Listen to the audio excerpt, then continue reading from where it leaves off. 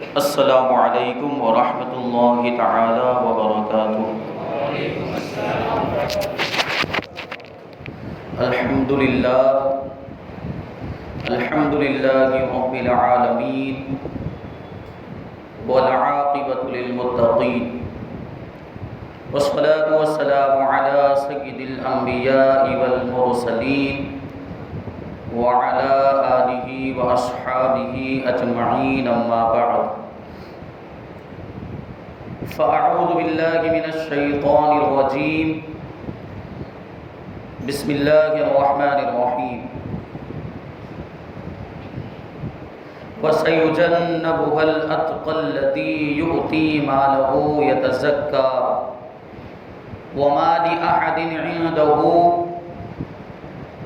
من نعمة تجزى إلا ابتغاء وجه ربه الأعلى ولسوف يرضى۔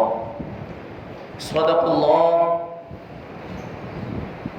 الله مولانا العظيم وصدق رسوله النبي الأمين المتين الكريم، ونحن على ذلك لمن الشاهدين والشاكرين والذاكرين والحامدين والحمد لله رب العالمين۔ آئیے ہم اور آپ سب سے پہلے حضور سرور کائنات، فخر موجودات، باعث تخلیق کائنات، احمد مجتبی محمد مصطفیٰ صلی اللہ علیہ وسلم کی بارگاہ بے کس پناہ میں جھوم جھوم کر درود و سلام کا نذرانہ عقیدت پیش کریں اور پڑھیں اللہم صلی علی سیدنا و مولانا محمد معدن الجود والکرم وآلہ الکرام وابنہ الکریم وبارک وسلم صلاة و سلاما علیک یا رسول اللہ صلی اللہ تعالی علیہ وسلم۔ عزیزان ملت اسلامیہ، انشاءاللہ تبارک و تعالی آج کی ہماری گفتگو خلیفۃ المسلمین، امیر المؤمنین، خلیفہ اول حضرت ابو بکر صدیق رضی اللہ تعالیٰ عنہ کے تعلق سے ہو۔ اللہ تبارک و تعالی ہماری اس مجلس کو اپنی بارگاہ میں قبول فرمائے اور اس مجلس کو ہمارے لیے آخرت میں ذریعہ نجات بنائے۔ حضرت ابو بکر صدیق رضی اللہ تعالیٰ عنہ کی شخصیت وہ عظیم شخصیت ہے جن کا شمار خلفائے راشدین میں بھی ہوتا ہے اور عشرہ مبشرہ میں بھی ہوتا ہے۔ وہ 10 خوش نصیب صحابہ کرام جن کو ایک ساتھ اللہ کے رسول صلی اللہ علیہ وسلم نے جنت کی بشارت اور خوشخبری عطا فرمائی، ان کو عشرہ مبشرہ کہا جاتا ہے۔ حضرت ابو بکر صدیق رضی اللہ تعالیٰ عنہ بھی انہی میں شمار ہوتے ہیں، اور ان کے علاوہ کئی مقامات پر اللہ کے رسول صلی اللہ علیہ وسلم نے حضرت صدیق اکبر کو جنت کی بشارت عطا فرمائی۔ حضرت ابو بکر صدیق رضی اللہ تعالیٰ عنہ کا نام عبداللہ ہے، اور بعض لوگوں نے عبدالکعبہ بھی لکھا ہے، لیکن یہ جو نام ہے وہ اسلام لانے سے پہلے کا نام۔ جب آپ اسلام قبول کر لیا، آپ نے مشرف اسلام ہو گئے، تو اللہ کے رسول صلی اللہ علیہ وسلم نے آپ کا نام بدل کے عبدالکعبہ سے عبداللہ کر دیا۔ اور ایک روایت میں آپ کا نام عتیق بھی بتایا گیا، لیکن مفسرین کرام علماء اعظام اس کے بارے میں فرماتے ہیں کہ عتیق یہ آپ کا لقب ہے، لیکن یہ لقب اتنا مشہور ہو گیا جس نے نام کی حیثیت اختیار کر لی۔ عتیق کا مطلب ہوتا ہے آزاد، مراد کیا ہے؟ جہنم سے آزاد۔ اللہ کے رسول صلی اللہ علیہ وسلم نے ایک مرتبہ صحابہ کرام کے مجمع میں حضرت ابو بکر صدیق رضی اللہ تعالیٰ عنہ سے ارشاد فرمایا، انت عتیق من النار، اے ابو بکر تم جہنم کی آگ سے آزاد ہو۔ ام المؤمنین حضرت عائشہ صدیقہ رضی اللہ تعالیٰ عنہ بیان کرتی ہے کہ ایک مرتبہ اللہ کے رسول صلی اللہ علیہ وسلم میرے گھر کے صحن میں تشریف فرما تھے، صحابہ کرام بھی موجود، اور میں گھر کے اندر بیٹھی ہوئی تھی، درمیان میں ایک چارپائی کے ذریعے آڑ کی ہوئی تھی۔ اتنے میں میرے والد ماجد حضرت ابو بکر صدیق رضی اللہ تعالیٰ عنہ تشریف لائے، تو اللہ کے رسول صلی اللہ علیہ وسلم نے صحابہ کرام سے ارشاد فرمایا من اراد ان ينظر الى عتیق من النار فلینظر الى ابی بکر، جو یہ چاہتا ہے کہ جہنم سے آزاد کسی شخص کو دیکھے تو وہ ابو بکر کو دیکھے۔ یہاں بھی عتیق فرمایا گیا۔ تو یہ نام جو ہے آپ کا، یہ عتیق، یہ لقب بھی ہے اور نام کی بھی حیثیت رکھتا ہے۔ اس کے بعد آپ کا ایک لقب ہے صدیق۔ صدیق کا مطلب ہوتا ہے بہت زیادہ سچ بولنے والا اور سچوں کی تصدیق کرنے والا۔ اور آپ نے چونکہ نبی پاک صلی اللہ علیہ وسلم کی تصدیق کی، بلکہ سب سے پہلے تصدیق کرنے والے حضرت ابو بکر صدیق رضی اللہ تعالیٰ عنہ ہیں، اس وجہ سے آپ کو صدیق بھی کہا جاتا ہے۔ اور قرآن مجید کے اندر 24ویں پارے کے اندر جو یہ آیت کریمہ والذی جاء بالصدق وصدق به اولئک هم المتقون، وہ جو سچ لے کر آیا اور وہ جس نے اس کو سچ مانا، جس نے اس کی تصدیق کی، یہ ڈر والے لوگ ہیں۔ تو یہاں سچ لانے والے سے مراد اللہ کے رسول صلی اللہ علیہ وسلم ہیں، اور اس سچ کی تصدیق کرنے والوں کا والے سے مراد حضرت ابو بکر صدیق رضی اللہ تعالیٰ۔ اور آپ کی جو کنیت ہے وہ ہے ابو بکر۔ بکر کا مطلب ہوتا ہے جوان اونٹ، جس کے قبیلے میں اونٹ بہت زیادہ ہوتے ہیں یا جو بہت زیادہ مالدار ہوتا ہے کہ اس کے پاس اونٹوں کی کثرت ہوتی ہے تو اس کو ابو بکر کہا جاتا ہے۔ تو چنانچہ حضرت ابو بکر رضی اللہ تعالیٰ عنہ کا جو قبیلہ تھا یہ بھی بڑا مالدار قبیلہ تھا، اور اس میں بہت بڑی تعداد میں یہ جوان اونٹ موجود تھے، اس وجہ سے آپ کو بھی ابو بکر کہا جاتا ہے۔ اور ابو بکر کا ایک مطلب یہ بھی بیان کیا گیا، ابو کا مطلب ہوتا ہے والا اور بکر کا مطلب ہوتا ہے اولیت۔ ابو بکر کا مطلب ہوتا ہے اولیت والا، چونکہ بہت ساری چیزوں کے اندر حضرت ابو بکر کو اولیت حاصل ہے۔ اسلام لانے میں اولیت حاصل ہے، نبی پر اپنی جان قربان کرنے میں اولیت حاصل ہے، مال خرچ کرنے میں اولیت حاصل ہے، ہجرت کرنے میں اولیت حاصل ہے، اور جو ہے کہ وفات نبی کریم صلی اللہ علیہ وسلم کے بعد وفات پانے میں بھی آپ کو اولیت حاصل ہے۔ اور قیامت کے دن جب قبر سے اٹھایا جائے گا تو سب سے پہلے حضور کی قبر کے بعد جس کی قبر کھلے گی وہ ابو بکر کی قبر ہوگی۔ اس اعتبار سے بھی آپ کو ابو بکر کہا جاتا ہے۔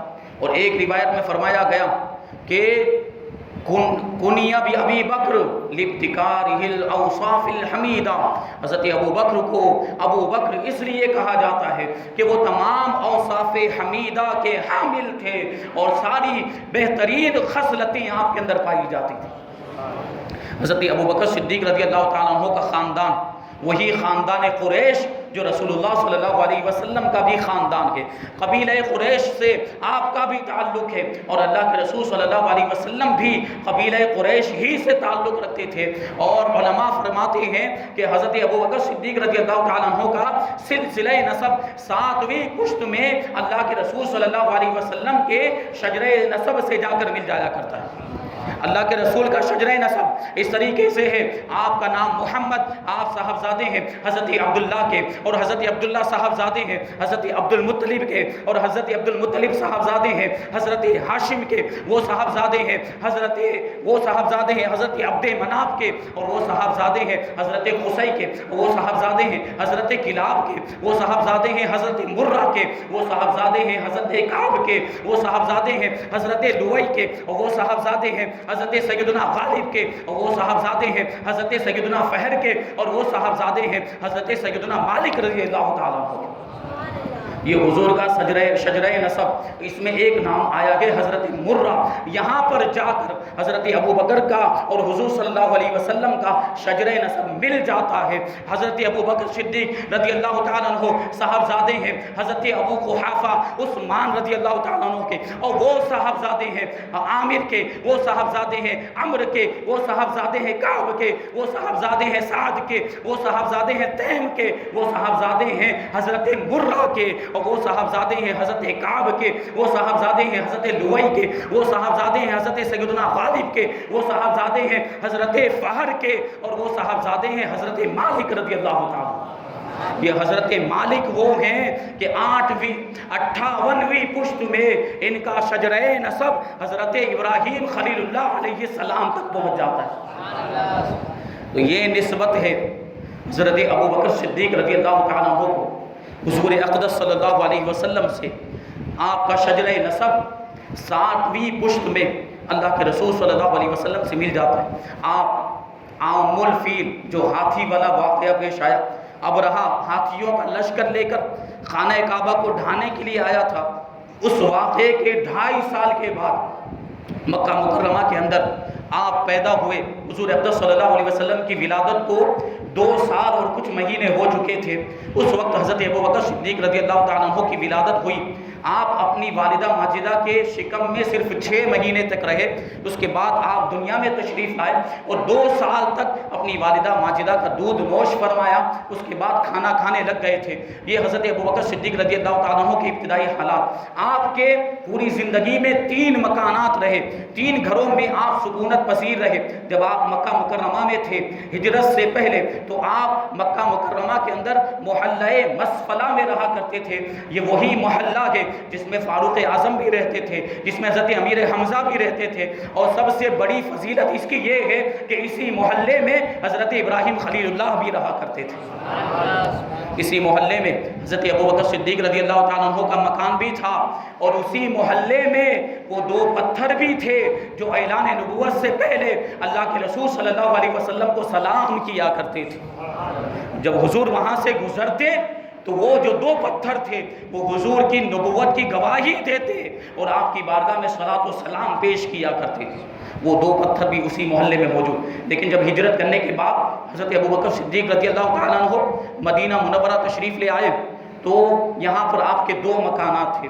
ایک تو وہ مکان جو مسجد نبوی سے بالکل متصل تھا، جس کی کھڑکی مسجد نبوی کے اندر کھلتی تھی، اور جس کے بارے میں اللہ کے رسول صلی اللہ علیہ وسلم نے آخری عمر میں فرمایا تھا کہ مسجد نبوی میں جتنی بھی کھڑکیاں لوگوں کے مکانات کی کھلتی ہیں ساری کھڑکیاں بند کر دی جائے، لیکن ابو بکر کی کھڑکی کھلی رہنے دی جائے۔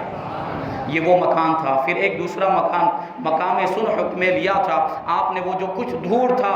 جب حضور اقدس صلی اللہ علیہ وسلم کا وصال ہوا تو آپ اسی مکان سے تشریف لائے تھے۔ یہ حضرت ابوبکر صدیق رضی اللہ تعالیٰ عنہ کی شان، اور ابتدا ہی سے آپ کو اللہ تبارک و تعالیٰ نے شرک اور بت پرستی سے پاک رکھا تھا۔ آپ نے زمانے جاہلیت میں بھی کبھی بتوں کی پوجا نہیں کی، کبھی شرک نہیں کیا، کبھی غیر اللہ کو معبود نہیں سمجھا، کیونکہ آپ کو دوست بنایا جانے والا تھا کس کا؟ اللہ کے رسول صلی اللہ علیہ وسلم کا۔ اس لیے آپ کو شرک سے پاک رکھا گیا۔ بچپنے کا واقعہ ہے کہ ایک مرتبہ آپ کے والد ماجد حضرت ابو قحافہ رضی اللہ تعالیٰ عنہ آپ کو بت خانے میں لے کر گئے۔ بچپن میں چند سال کی عمر تھی، اور معبودان باطلہ کی طرف اشارہ کر کے آپ کے والد ماجد نے کہا کہ یہ تمہارے بلند و بالا معبود ہیں، یہ تمہارے بلند و بالا خدا ہیں، ان کو سجدہ کرو۔ اتنا کہنے کے بعد وہ تو چلے گئے، لیکن ادھر حضرت ابوبکر صدیق رضی اللہ تعالیٰ عنہ نے کیا کیا؟ بتوں کو مخاطب کر کے کہتے ہیں کہ اگر تم خدا ہو، میں بھوکا ہوں مجھے کھانا کھلاؤ، میں ننگا ہوں مجھے کپڑا پہناؤ، یہ پتھر اٹھا کے میں تمہیں مارتا ہوں، اگر تم خدا ہو تو اپنے آپ کو بچاؤ۔ اتنا کہنے کے بعد حضرت ابوبکر صدیق رضی اللہ تعالیٰ عنہ نے ایک پتھر لیا اور بت کو دے مارا۔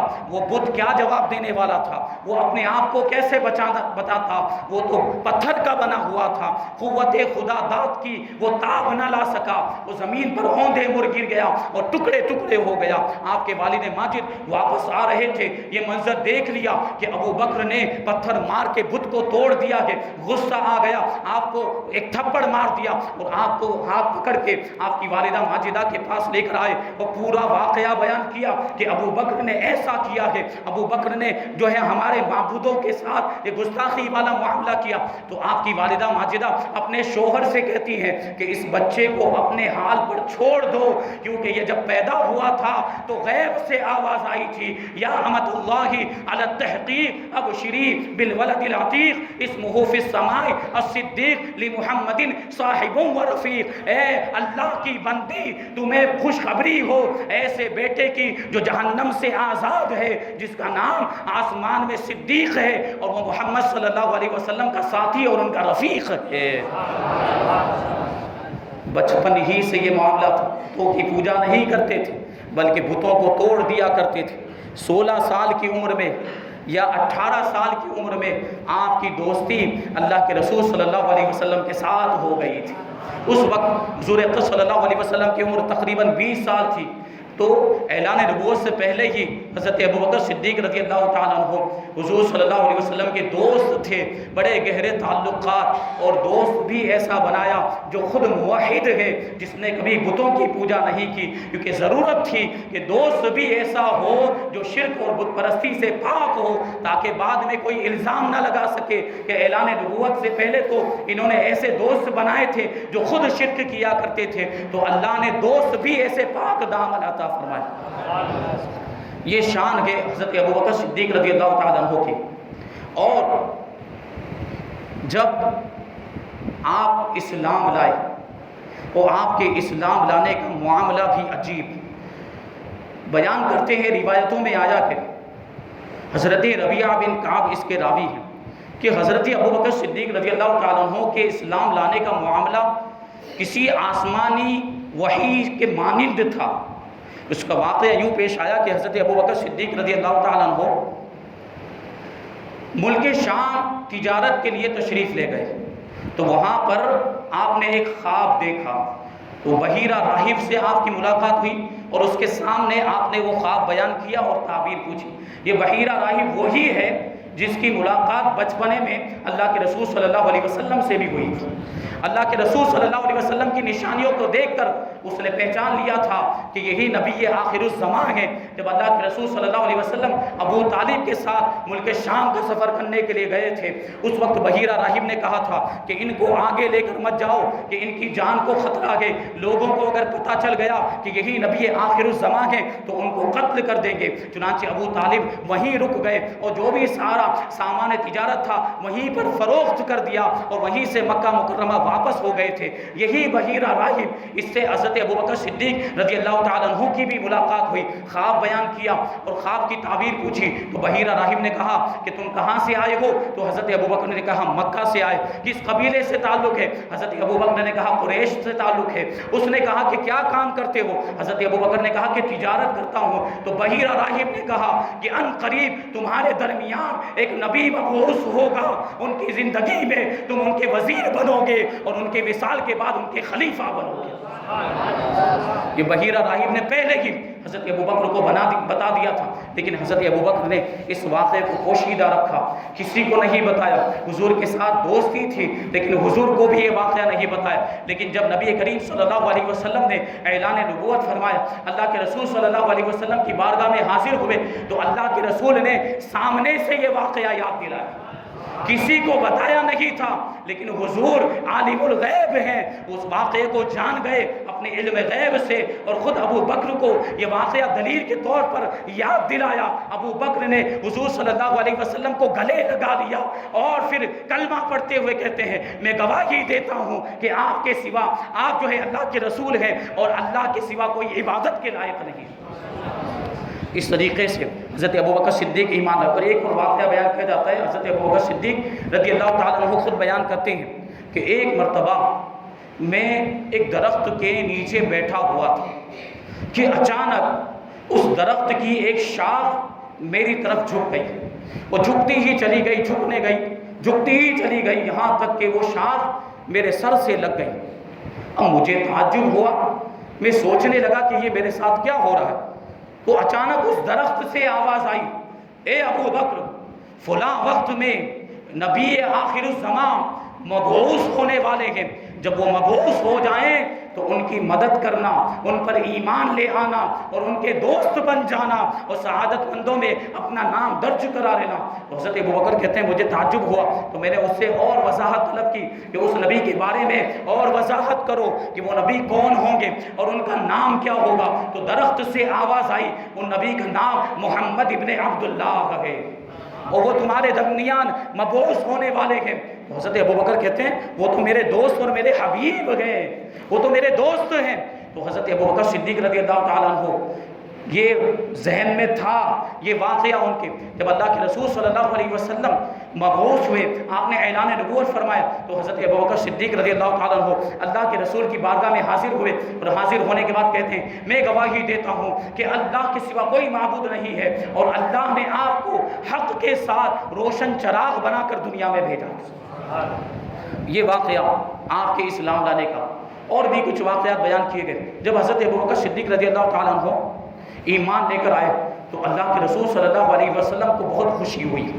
وہ بیان کرنے والے بیان کرتے ہیں کہ سب سے پہلے مردوں میں ایمان لانے والے حضرت ابوبکر صدیق رضی اللہ تعالیٰ، عورتوں میں سب سے پہلے ام المؤمنین حضرت خدیجہ الکبریٰ رضی اللہ تعالیٰ عنہ ایمان لائی، اور چھوٹے بچوں میں سب سے پہلے مولا کائنات علی مرتضیٰ رضی اللہ تعالیٰ عنہ ایمان لائے، اور غلاموں کے اندر حضرت زید ابن حارثہ رضی اللہ تعالیٰ عنہ ایمان لائے۔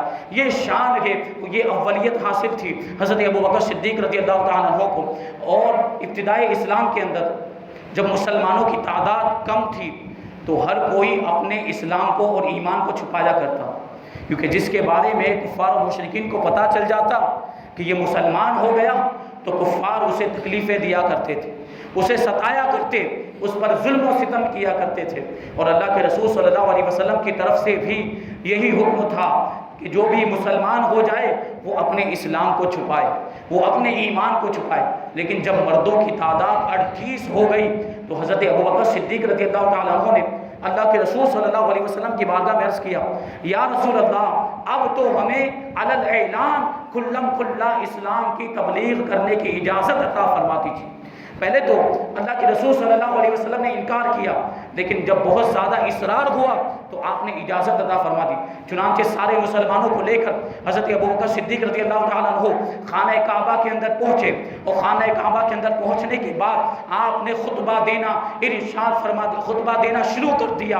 اسی وجہ سے آپ کو خطیب اول بھی کہا جاتا ہے کہ اسلام کی تبلیغ کے لیے سب سے پہلے کسی نے اگر خطبہ دیا ہے تو وہ ابوبکر صدیق رضی اللہ تعالیٰ۔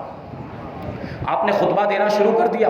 جیسے ہی خطبہ شروع ہوا کفار و مشرکین نے چاروں طرف سے حملہ کر دیا، مسلمانوں کو مارنا پیٹنا شروع کر دیا۔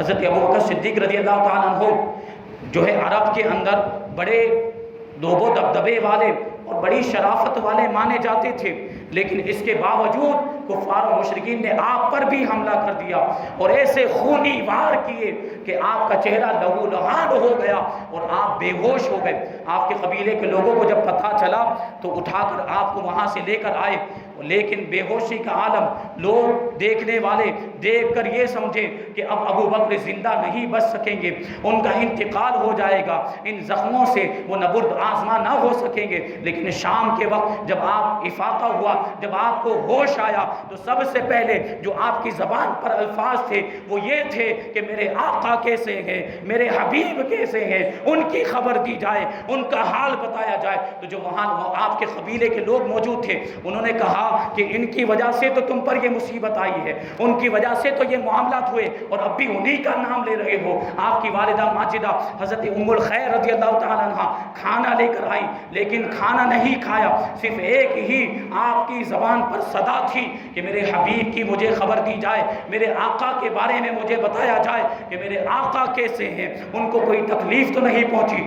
آپ کی والدہ ماجدہ ام الخیر نے لا علمی کا اظہار کیا، مجھے نہیں معلوم۔ حضرت ابوبکر صدیق رضی اللہ تعالیٰ عنہ نے ارشاد فرمایا کہ ام جمیل سے جا کے دریافت کریں۔ ام جمیل حضرت فاروق اعظم رضی اللہ تعالیٰ عنہ کی بہن، انہوں نے بھی اسلام تو لا چکی تھی لیکن اپنے ایمان کو اور اسلام کو چھپا رکھا تھا، نامساعد اور ناموافق حالات کی وجہ سے۔ آپ کی والدہ ماجدہ سے اپنے بیٹے کی تکلیف دیکھی نہیں جا رہی تھی، اس لیے آپ ام جمیل کے پاس گئی اور جانے کے بعد حضور اقدس صلی اللہ علیہ وسلم کے بارے میں پوچھا اور حضرت ابوبکر کے بارے میں بتایا کہ وہ زخموں سے لہو لہان ہو گئے ہیں اور اپنے آقا کے بارے میں بار بار پوچھ رہے ہیں، تمہیں ان کے بارے میں کچھ معلوم ہو تو مجھے بتاؤ۔ حضرت ام جمیل نے چونکہ اپنے اسلام کو چھپایا تھا اس لیے انجان بنتے ہوئے کہنے لگی کہ کون محمد اور کون ابو بکر مجھے کچھ معلوم نہیں، لیکن آپ کے بیٹے کے بارے میں نے سنا ہے اور ان کے بارے میں سن کر مجھے تکلیف ہوئی، اگر آپ کہیں تو میں چل کر ان کی حالت دریافت کر لوں، ان کو دیکھ لوں۔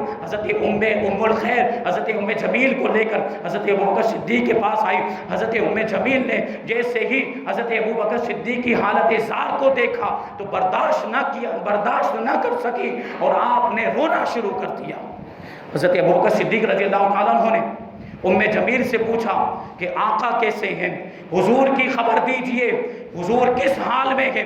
تو حضرت ام جمیل نے آپ کی والدہ ماجدہ ام الخیر کی طرف اشارہ کرتے ہوئے توجہ دلائی، کیونکہ آپ کی والدہ ماجدہ بھی اس وقت تک مسلمان نہیں ہوئی تھی، تو چونکہ حضرت ام جمیل نے بھی اپنے اسلام کو چھپایا ہوا تھا، اس لیے انہوں نے یہ اشارہ کیا کہ ان کے سامنے کیسے بیان کر سکتی ہوں۔ تو حضرت ابوبکر صدیق نے فرمایا کہ ان سے خوف کرنے کی کوئی ضرورت نہیں ہے، بلا جھجک بیان کرو۔ تو ام جمیل رضی اللہ تعالی عنہ نے بیان کیا کہ اللہ کے رسول صلی اللہ علیہ وسلم بخیر و عافیت ہیں اور دار ارقم میں حضرت ارقم کے گھر میں تشریف فرما ہیں۔ حضرت ابوبکر رضی اللہ تعالی عنہ نے جب اتنا سنا تو ارشاد فرمایا کہ اب نہ میں کچھ کھاؤں گا نہ پیوں گا جب تک کہ اپنے حبیب کے چہرے کا دیدار نہیں کر لیتا۔ اب آپ کی والدہ ماجدہ حضرت ام الخیر رضی اللہ تعالیٰ عنہ رات کے آخری حصے میں آپ کو لے کر دار ارقم میں حضور اقدس صلی اللہ علیہ وسلم کے پاس پہنچی۔ حضرت ابوبکر صدیق رضی اللہ تعالیٰ عنہ نے جیسے ہی حضور اقدس صلی اللہ علیہ وسلم کو دیکھا فوراً حضور سے لپٹ گئے اور زار و قطار رونا شروع کر دیا۔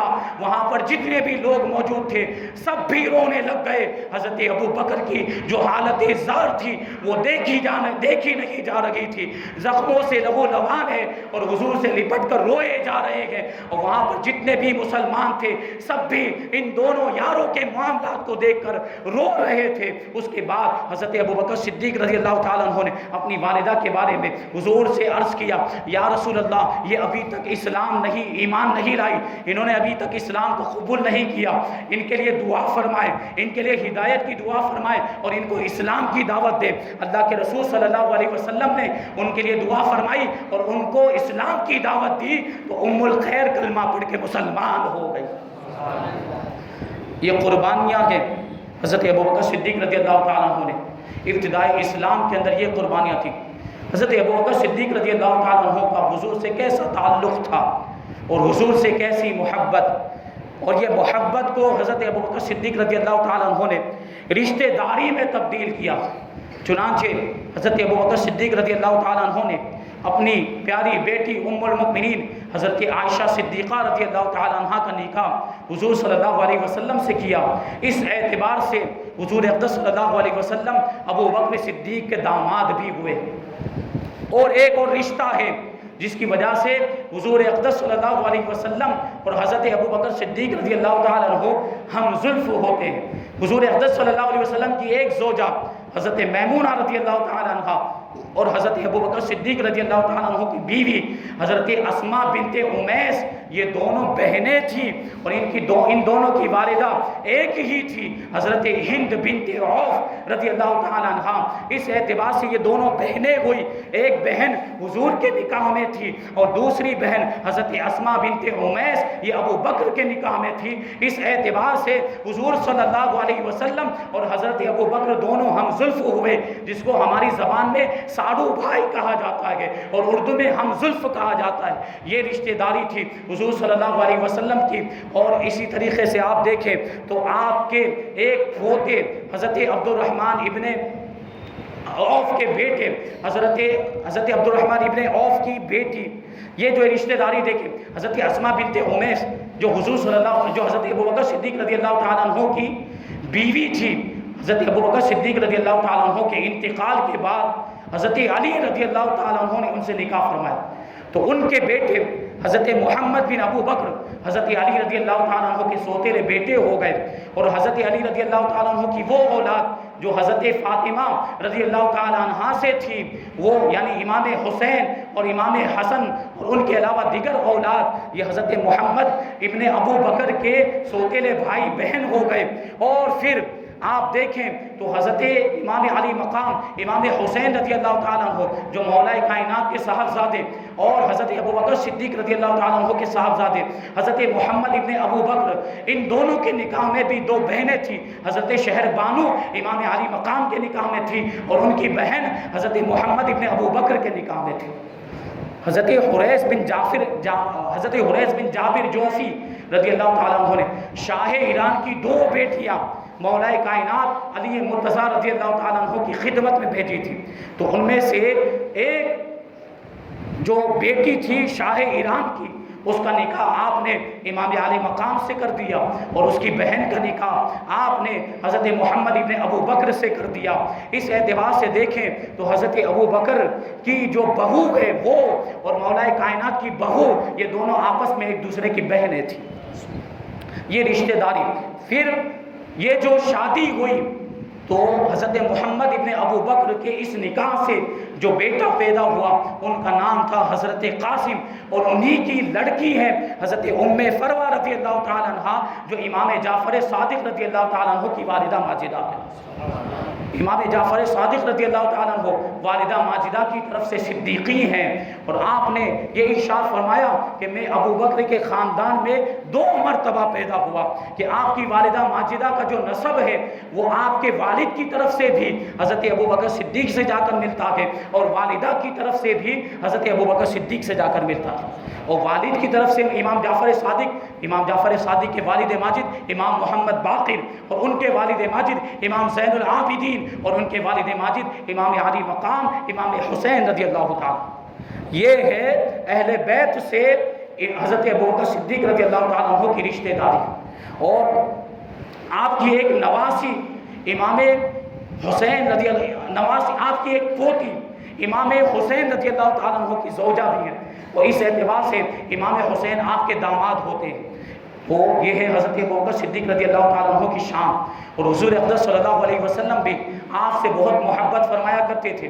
ایک مرتبہ ارشاد فرمایا ما نفعنی مال قط ما نفعنی مال ابی بکر، کہ مجھے ابو بکر کے مال نے جتنا فائدہ پہنچایا ہے اور کسی کے مال نے اتنا فائدہ نہیں پہنچایا۔ جنگ تبوک کے موقع پر جب اللہ کے رسول صلی اللہ علیہ وسلم نے ارشاد فرمایا کون ہے جو جیش عسرت کو تیار کر دے، وہ قحط سالی کا زمانہ تھا اور لوگ مفلسی کا شکار تھے، جانوروں کا انتظام نہیں تھا، ہتھیاروں کا انتظام نہیں تھا۔ اللہ کے رسول صلی اللہ علیہ وسلم نے صحابہ کرام سے مالی امداد کا مطالبہ کیا اور چندہ جمع کرنے کو کہا۔ حضرت ابو بکر صدیق رضی اللہ تعالیٰ عنہ اپنے گھر کا سارا سامان لے کر اللہ کے رسول کی بارگاہ میں حاضر ہو گئے، اور وہ سارا سامان حضور کی خدمت میں پیش کر دیا۔ حضور نے پوچھا ابو بکر اپنے گھر میں بھی کچھ چھوڑا ہے؟ تو ابو بکر عرض کرتے ہیں یا رسول اللہ اپنے گھر میں اللہ اور اس کے رسول کو چھوڑ کر آیا۔ حضرت فاروق اعظم اس وقت اپنے گھر کا آدھا سامان لے کر آئے تھے، اور یہ سوچ کر آئے تھے کہ آج تو ابو بکر سے بڑھ جاؤں گا، آج تو ابو بکر سے آگے نکل جاؤں گا۔ لیکن جب آدھا سامان لے کر اور آدھا اپنے گھر میں چھوڑ کر جب حضور کی بارگاہ میں حاضر ہوئے تو ابو بکر پہلے ہی سے موجود تھے، اور ابو بکر کا معاملہ یہ تھا کہ اپنے گھر کا سارا سامان لے کر آ گئے۔ عمر نے اس وقت کہا کہ میں ابو بکر سے کبھی آگے نہیں بڑھ سکتا۔ اسی طرح کا ایک واقعہ کہ ایک مرتبہ اللہ کے رسول صلی اللہ علیہ وسلم نے ارشاد فرمایا کہ کون ہے جس نے آج روزہ رکھا؟ تو حضرت ابو بکر صدیق رضی اللہ تعالیٰ عنہ کھڑے ہو گئے، یا رسول اللہ میں نے روزہ رکھا۔ حضور نے ارشاد فرمایا کہ کون ہے جس نے آج کسی مسلمان کے جنازے میں شرکت کی ہو؟ تو پھر حضرت ابو بکر کھڑے ہو گئے، عرض کرتے ہیں یا رسول اللہ میں نے جنازے میں شرکت کی ہے۔ تیسری مرتبہ اللہ کے رسول نے ارشاد فرمایا کون ہے جس نے کسی مریض کی عیادت کی ہو؟ تو پھر حضرت ابو بکر کھڑے ہو گئے، عرض کرتے ہیں یا رسول اللہ میں نے مریض کی عیادت کی ہے۔ تو اللہ کے رسول صلی اللہ علیہ وسلم نے 2 مرتبہ ابو بکر سے ارشاد فرمایا تمہیں جنت کی بشارت ہو، تمہیں جنت کی خوشخبری ہو۔ اسی طرح کا ایک واقعہ، ایک مرتبہ فجر کی نماز کے بعد مسجد نبوی کے اندر ہی اللہ کے رسول صلی اللہ علیہ وسلم نے ارشاد فرمایا کہ کون ہے جس نے آج روزہ رکھا ہو؟ تو حضرت فاروق اعظم رضی اللہ تعالیٰ عنہ عرض کرتے ہیں یا رسول اللہ نہ تو میں نے رات میں روزے کی نیت کی ہے، نہیں کوئی ایسا ارادہ ہے روزہ رکھنے کا۔ لیکن ابو بکر کھڑے ہو گئے اور عرض کرتے ہیں یا رسول اللہ میں نے رات میں روزے کی نیت کر لی تھی اور میں ابھی روزے سے ہوں۔ پھر حضور نے ارشاد فرمایا کون ہے جس نے کسی مریض کی عیادت کی ہو؟ تو فاروق اعظم اللہ کے رسول کی بارگاہ میں عرض کرتے ہیں یا رسول اللہ ہم آپ کی بارگاہ میں حاضر ہیں، ہم میں سے کوئی مسجد سے باہر ہی نہیں گیا ہے تو مریض کی عیادت کیسے کر سکتے ہیں؟ لیکن ابو بکر کھڑے ہو گئے اور عرض کرتے ہیں یا رسول اللہ جب میں اپنے گھر سے یہاں مسجد نبوی کے لیے آ رہا تھا میرے بھائی عبد الرحمن ابن عوف بیمار ہیں، تو پہلے ان کی عیادت کے لیے میں ان کے گھر پر گیا اور ان کی عیادت کرنے کے بعد مسجد میں آیا۔ حضور نے پھر ارشاد فرمایا کہ کون ہے جس نے آج صدقہ کیا ہو. تو حضرت فاروق اعظم پھر کہتے ہیں کہ ہم میں سے کوئی مسجد سے باہر نہیں نکلا، نماز فجر سے فارغ ہونے کے بعد ہم لوگ یہیں پر موجود ہیں، تو کوئی صدقہ کیسے کر سکتا ہے؟ لیکن ابو بکر پھر کھڑے ہو گئے اور عرض کرتے ہیں یا رسول اللہ، عبد الرحمن ابن عوف کی عیادت کرنے کے بعد جب میں ان کے گھر سے مسجد نبوی کی طرف آ رہا تھا تو راستے میں مجھے ایک سائل ملا، میرے ساتھ میرا بیٹا بھی تھا، میرا پوتا تھا جو روٹی کھا رہا تھا، تو میں نے اس کے ہاتھ سے وہ روٹی لے کر اس مانگنے والے کو پر صدقہ کر دی. یا رسول اللہ، آج میں نے روزہ بھی رکھا ہے، آج میں نے مریض کی عیادت بھی کی ہے، آج میں نے صدقہ بھی کیا ہے. حضرت فاروق اعظم کہتے ہیں ہائے افسوس، یہ نیکی کے کام میں نہ کر سکا. اللہ کے رسول صلی اللہ علیہ وسلم نے ابو بکر کو جنت کی بشارت عطا فرمائی اور عمر سے فرمایا عمر تم افسوس مت کرو، اللہ تم پر بھی رحمت نازل فرمائے. حضرت فاروق اعظم کی خوشی کی انتہا نہیں رہی. اس کے بعد کہتے ہیں میں ہمیشہ ابو بکر سے آگے بڑھنے کی کوشش کرتا رہتا ہوں، لیکن ابو بکر ہمیشہ مجھ سے آگے ہی بڑھ جایا کرتے ہیں. یہ شان اور یہ مقام و مرتبہ حضرت ابو بکر صدیق رضی اللہ تعالیٰ عنہ کا، اللہ کے رسول صلی اللہ علیہ وسلم کی ہر موڑ پر آپ نے مدد کی، اور ہر زندگی کے ہر موڑ میں چاہے صلح ہو یا جنگ کا موقع ہو، ہر وقت اپنی جانثاری اور وفاداری کا ثبوت دیا کہ اور ہر وقت حضور کا ساتھ دیا. اور آپ کی 3 خواہشیں تھیں زندگی کے اندر. وہ 3 خواہشیں یہ تھی کہ اللہ کے رسول کی بارگاہ میں عرض کرتے ہیں یا رسول اللہ میری 3 خواہشیں، النظر الیک وانفاق مالی علیک والجلوس بین یدیک. یا رسول اللہ میری 3 خواہشیں ہیں کہ آپ کا دیدار کرتا رہوں، آپ پر اپنا مال قربان کر دوں، اور ہمیشہ آپ کی بارگاہ میں حاضری کی سعادت نصیب ہو جائے. حضرت ابو بکر کی یہ 3 خواہشیں پوری ہو گئی کہ پوری زندگی حضور کے ساتھ رہے، سفر میں بھی حضور کے ساتھ، حضر میں بھی حضور کے ساتھ، یہاں تک کہ غار ثور میں جہاں حضور اور ابو بکر کے علاوہ کوئی اور نہیں تھا، وہاں بھی حضور کا ساتھ کسی کو نصیب ہوا ہے تو ابو بکر کو نصیب ہوا. اور زندگی میں تو حضور کے ساتھ رہے، مرنے کے بعد بھی مزار میں حضور کا ساتھ نصیب ہو گیا، اور اپنا سارا مال اللہ کے رسول کی بارگاہ میں پیش کر دیا، سب کچھ قربان کر دیا، اور حضور کی بارگاہ میں رہنے اور حاضری کی یہ سعادت نصیب ہوئی کہ زندگی میں بھی حضور کے ساتھ رہے اور مزار میں بھی حضور کے ساتھ. جب یہ حضور صلی اللہ علیہ وسلم نے ارشاد فرمایا تھا کہ ابو بکر کے مال نے مجھے جو نفع پہنچایا کسی اور کے مال نے مجھے اتنا نفع نہیں پہنچایا، تو ابو بکر نے اللہ کے رسول کی بارگاہ میں عرض کیا تھا یا رسول اللہ میں اور میرا مال سب کچھ آپ ہی کا تو ہے، آپ میرے اور میرے مال کے آپ ہی مالک ہیں. وہ شاعر کیا ہی خوب کہتا ہے کیا پیش کریں آقا کیا چیز ہماری ہے، کیا پیش کریں آقا کیا چیز ہماری ہے، یہ دل بھی تمہارا ہے یہ جان بھی تمہاری ہے. یہ ہے حضرت ابو بکر صدیق رضی اللہ تعالیٰ عنہ کا جذبہ. جب آپ غزوہ تبوک کے موقع پر اپنا سارا مال لے کر اللہ کے رسول صلی اللہ علیہ وسلم کی بارگاہ میں حاضر ہوئے، پیش کرنے کے بعد جب وہ گفتگو ہوئی، اس وقت آپ نے لباس پہنا ہوا تھا ٹاٹ کا لباس، اور اس میں بٹن کی جگہ پر ببول کے کانٹے لگے ہوئے تھے. یہ اس وقت آپ کی غریبی کا عالم تھا، لیکن جذبہ ایثار دیکھیں، قربانی کا جذبہ دیکھیں کہ غریبی ہونے کے باوجود اپنے گھر کا سارا مال اللہ کے رسول کی بارگاہ میں پیش کر رہے. تو اللہ تبارک و تعالیٰ کو ابو بکر کی یہ ادا پسند آ گئی. حضرت جبرائیل کو حضور کی بارگاہ میں بھیجا اور ارشاد فرمایا کہ ابو بکر کو اللہ تبارک و تعالیٰ سلام کہتا ہے. وہ حضور صلی اللہ علیہ وسلم نے دیکھا کہ جبرائیل نے وہی لباس پہنا ہوا ہے جو ابو بکر نے پہنا ہوا تھا، ٹاٹ کا لباس، اور اس میں ببول کے کانٹے لگے ہوئے تھے. حضور صلی اللہ علیہ وسلم نے جبرائیل سے پوچھا کہ یہ لباس کیوں پہنا ہوا ہے؟ تو جبرائیل نے عرض کیا یا رسول اللہ آج ابو بکر نے اپنا سارا مال اسلام کے لیے قربان کر دیا، اور اس وقت انہوں نے جو لباس پہنا تھا وہ یہی لباس ہے. اللہ تبارک و تعالیٰ کو ان کی ادا بہت پسند آئی، اور ان کا لباس بھی اتنا پسند آیا کہ سارے آسمان والوں کو اللہ تبارک و تعالیٰ نے حکم دے دیا کہ وہی لباس پہن لے جو ابو بکر نے پہنا کے. یہ شان اور یہ مقام و مرتبہ حضرت ابو بکر صدیق رضی اللہ تعالیٰ عنہ کو اللہ کے رسول کی بارگاہ سے ملا اور اللہ تبارک و تعالیٰ کی بارگاہ سے ملا.